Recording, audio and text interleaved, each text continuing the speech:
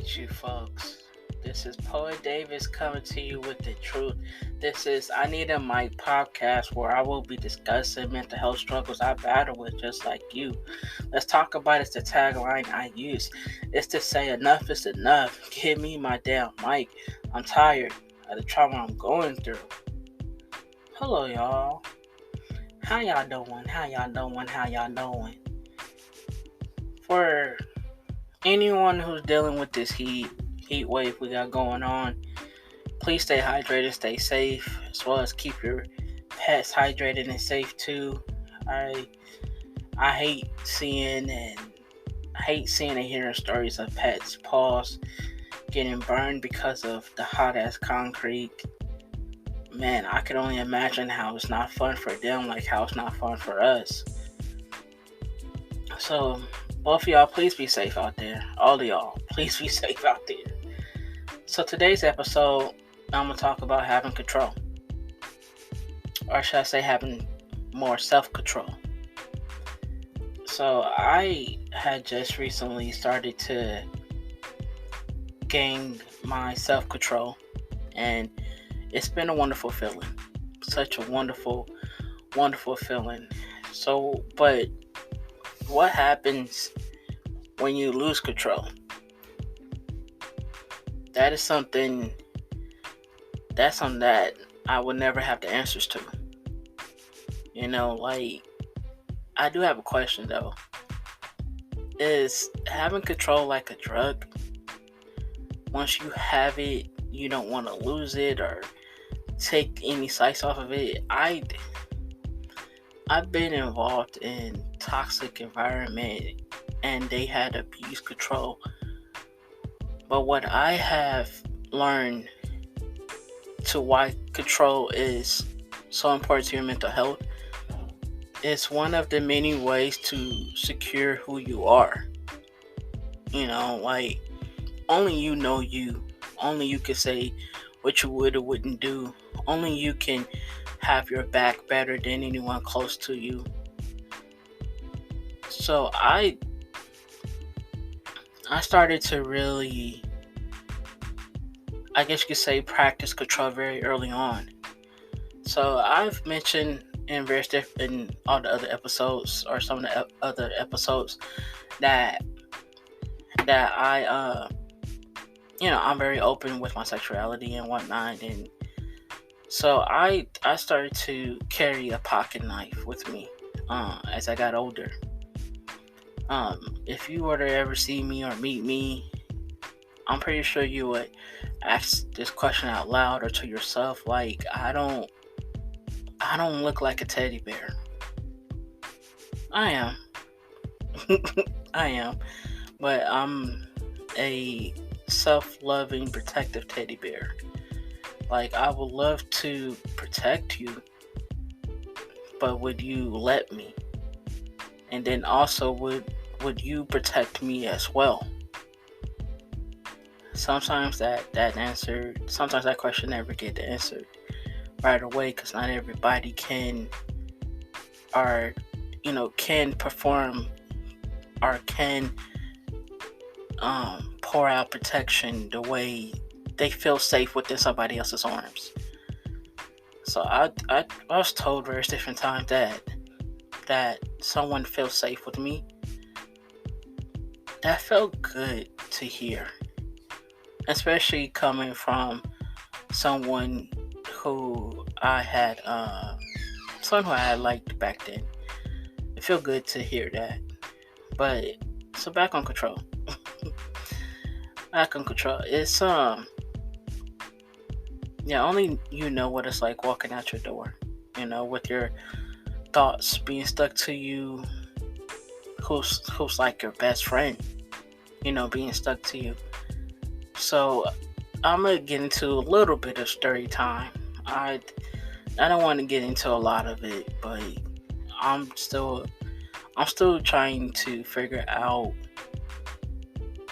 or still trying to find the comfort in talking about various different stories that I had dealt with involving my mental health. I'm gonna just tell y'all straight up, not everything I'm gonna be comfortable to want to really talk about. Um, there's that's part of control. Like for the sake of my mental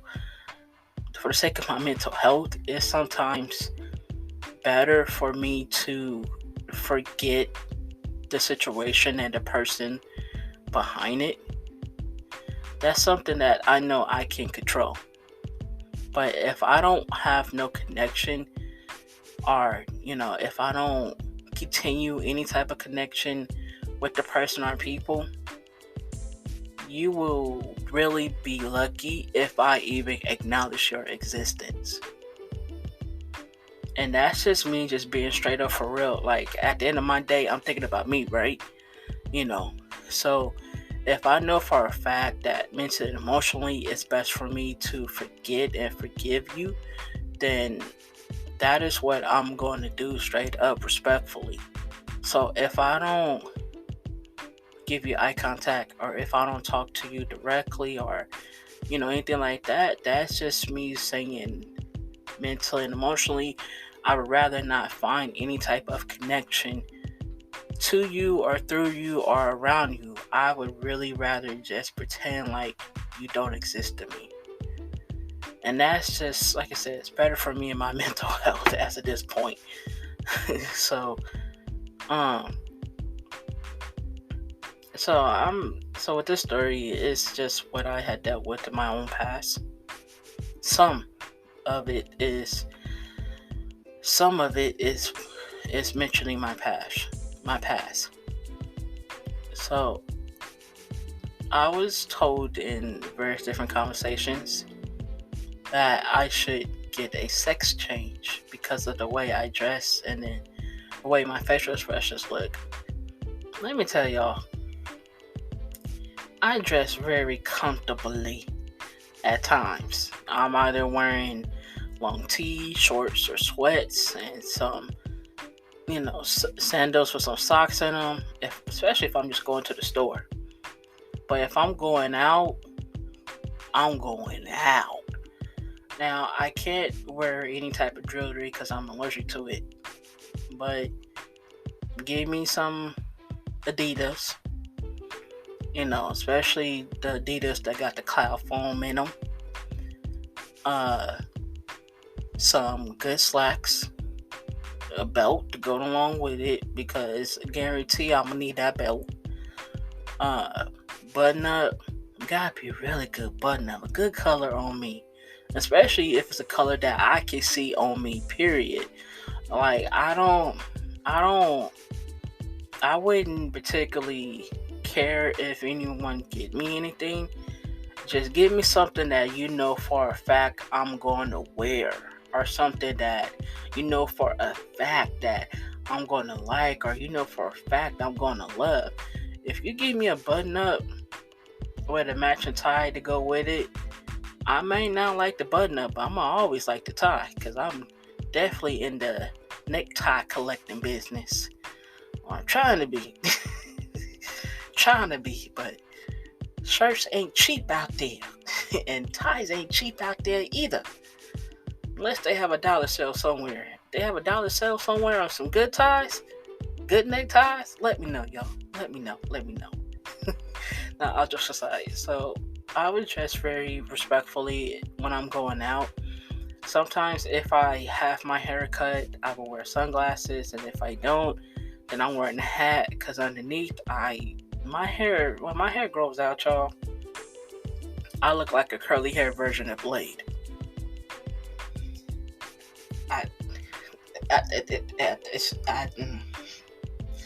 So, as soon as I start to notice the Blade look coming out, and my hair growing out looking like Blade, I'm like, time for a haircut.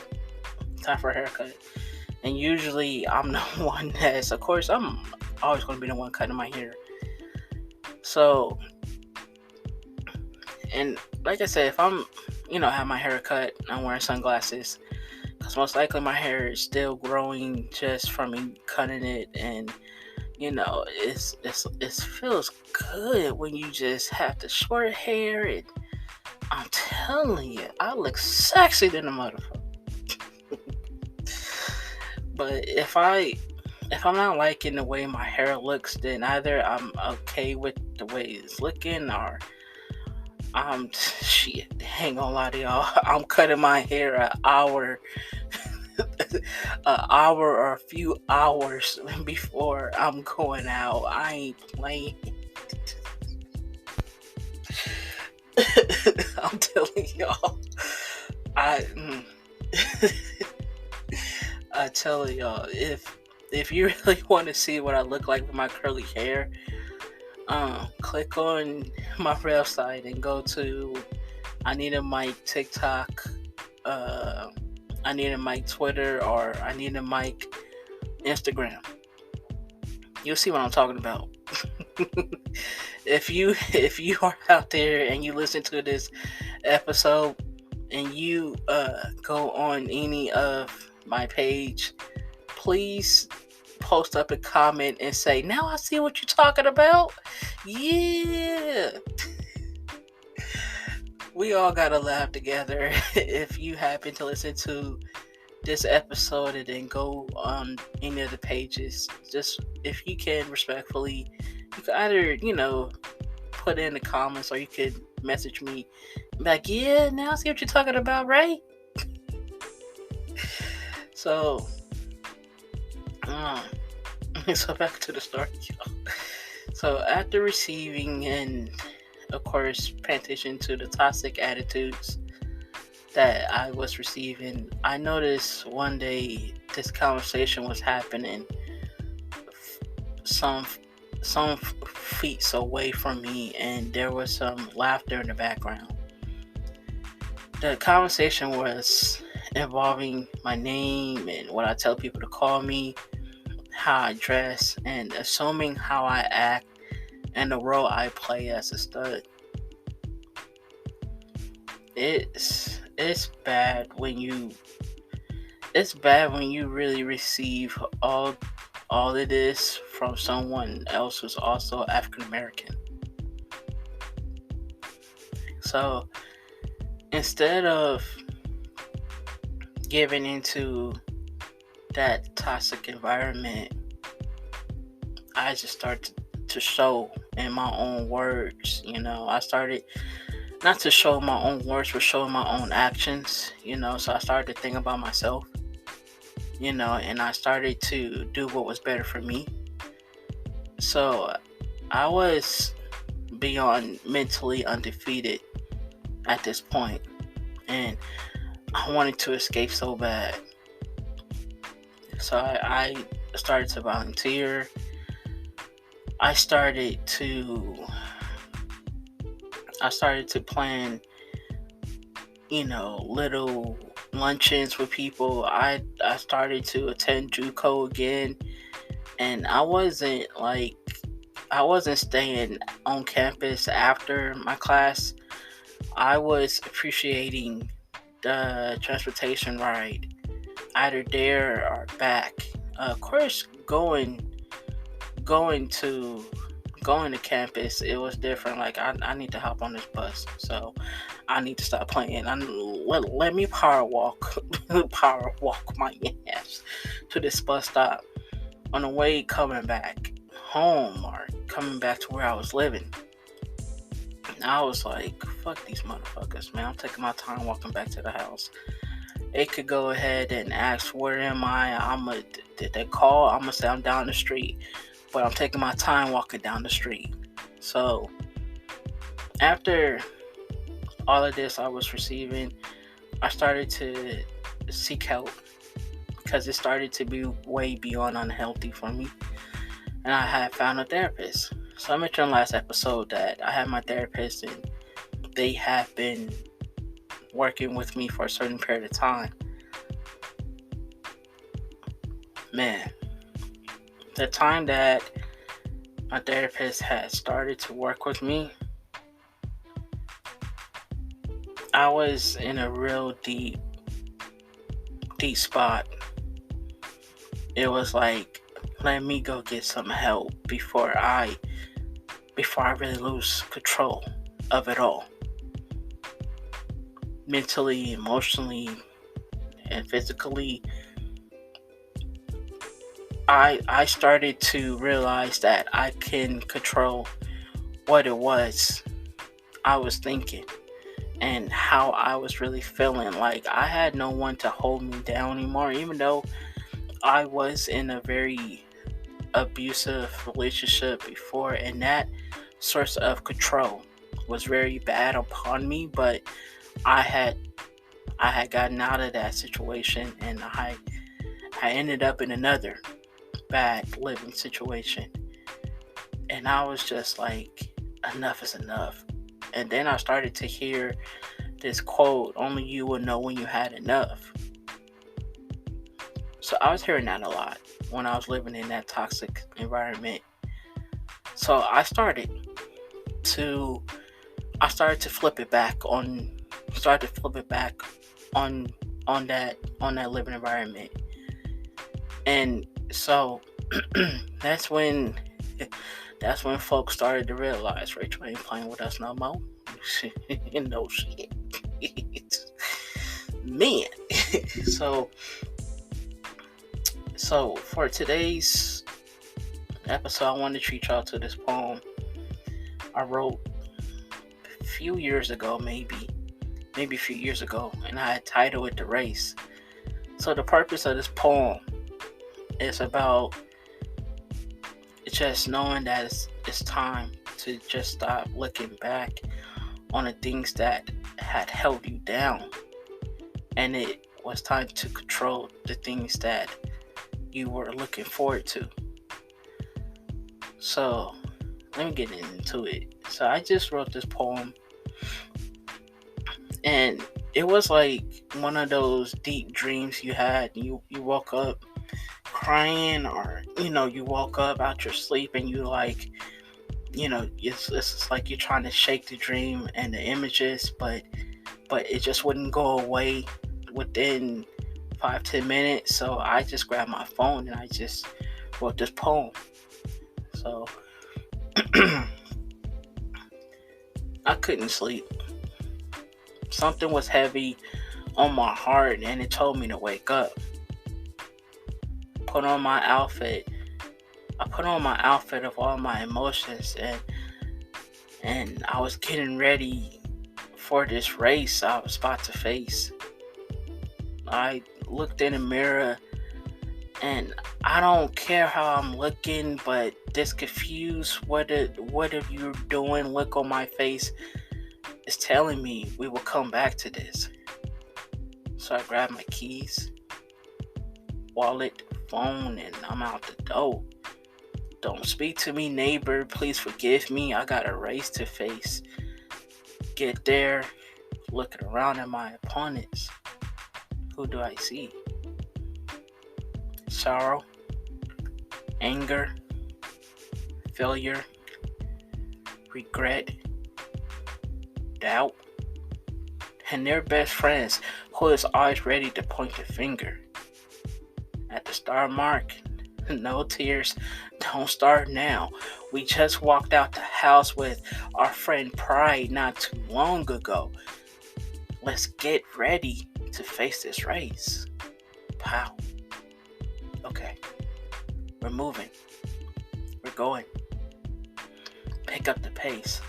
Emotions getting the best of you. They gonna start pointing fingers at you. Let's go. Sorrow slowing us down. Let's go. Anger getting the best of us. Let's go. You can't fail us now. Pick up the pace. Let's go. Are you regretting this race? No? Then let's go. They tried to doubt you. They said you won't make it. They said you shouldn't be here, but they can't stop you. Why? Because they are afraid of you. Your strength is not your weakness. Come on, we almost there. Let's go. Let's prove them wrong. Pick up the pace. Don't look back. Look forward. Focus. There. That's it. We're done. We did it. If you look back waiting on something, you never know what it feels like. Finish a race alone. I hope y'all like that. I hope y'all like that. Um, yeah, that was the race. I uh I remember exactly where I was and how I was feeling.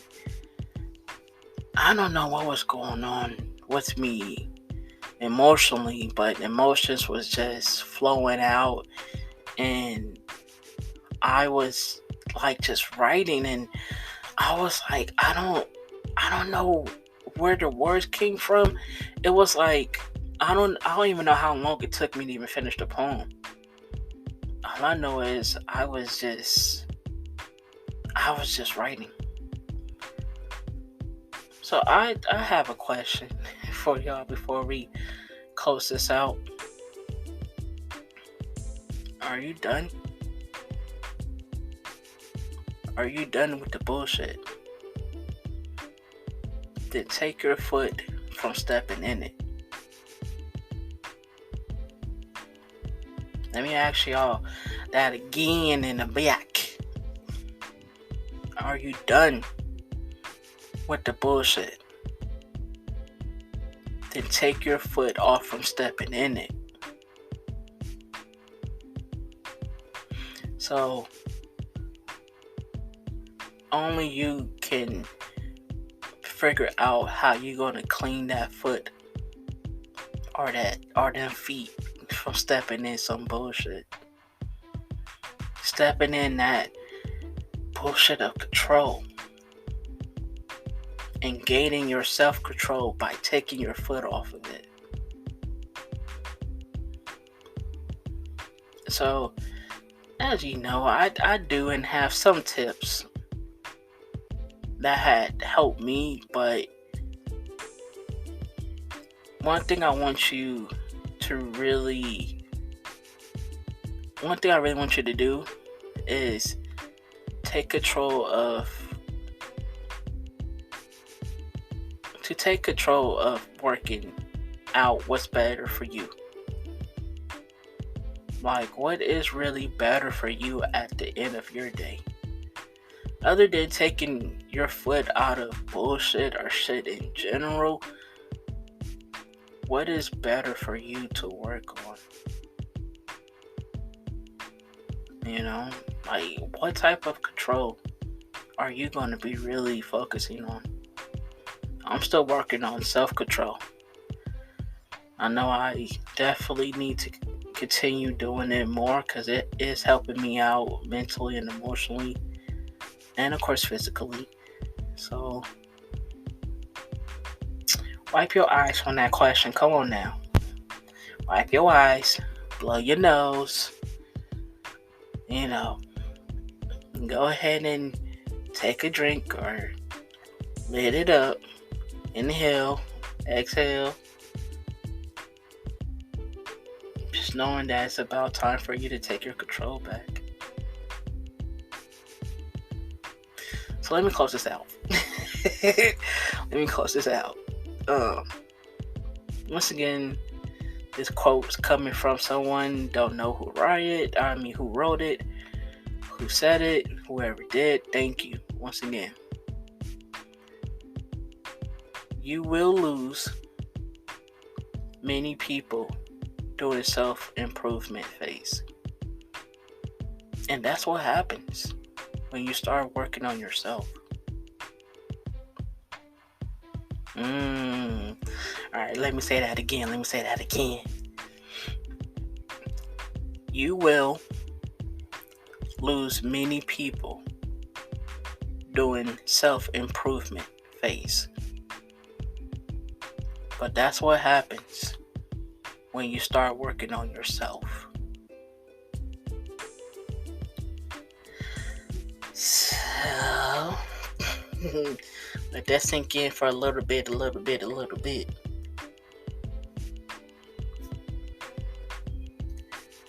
So now you have heard me speak some truth. This is my way of passing the mic to you. I hope my courage, will, and drive motivate you. Y'all take care. Stay safe. and kiss them kids every day.